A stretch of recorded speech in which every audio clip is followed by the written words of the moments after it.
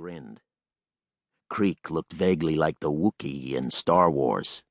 6'7", over-muscled, and hairy. He was wearing a USMC sweatshirt with the sleeves and neck torn out. Tattoos covered his arms. Just visible through the reddish-blonde hair on his biceps was an American flag in red, blue, and Appalachia white skin, deeply tanned, with the scrolled sentiment, "These colors don't run." "Hello?" Anna lifted a hand to break the stare. The bee tore her eyes away from Creek. "We need some facts and figures," Anna said.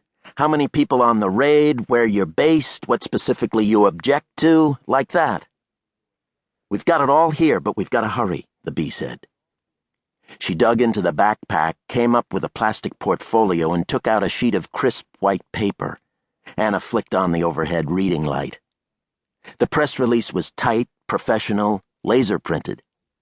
A two-color pre-printed logo of a running Mustang set off the words "Free Hearts" at the top of the page.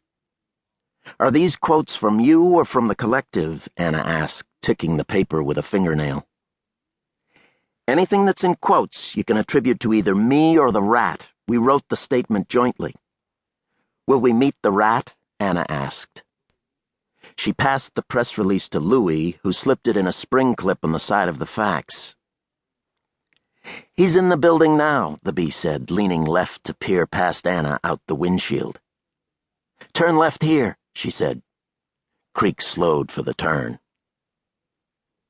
"We'd like to get an action quote when they come out, as they release the animals," Anna said. "No problem. We can accommodate that." The bee looked at her Rolex, then back out the window.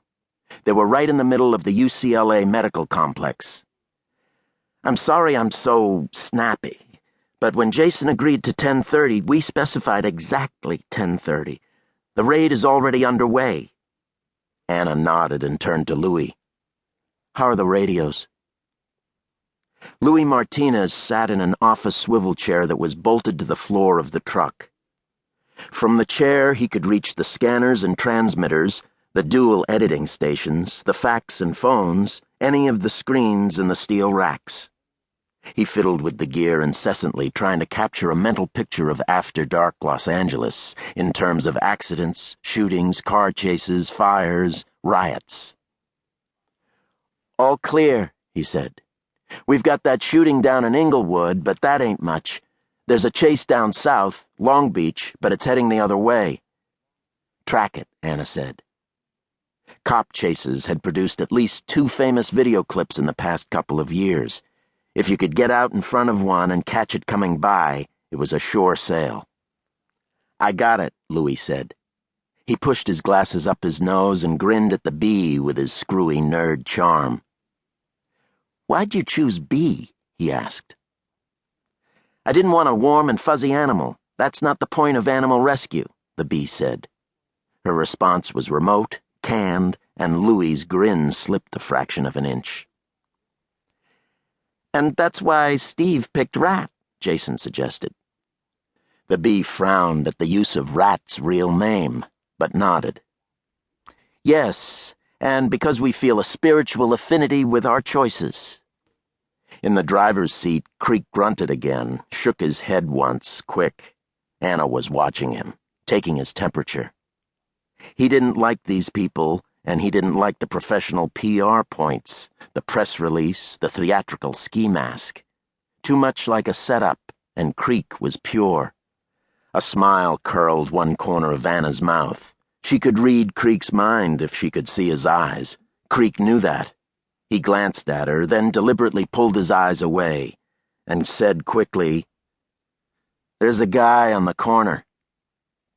Ahead and to the right, a woman in a ski mask was standing on the corner, making a hurry-up windmilling motion with one arm. "That's Otter," she said. "And that's the corner of Circle. They must be out. Turn right." Creek took the corner past the waving woman. The street tilted uphill, and 100 yards up, a cluster of women spilled down a driveway to the street, 2 of them struggling with a blue plastic municipal garbage can. A security guard was running down from the top of the hill, another one trailing behind.